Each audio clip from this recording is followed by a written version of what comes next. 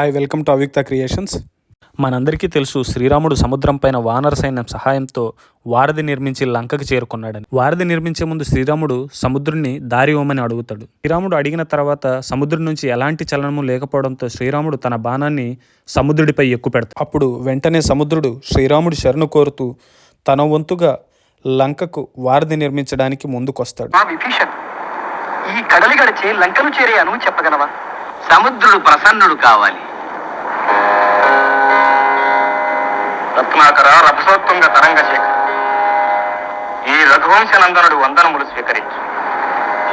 నా ప్రార్థన లాలించి ప్రసన్నుడవై ఉపాయం ఉపదేశించు.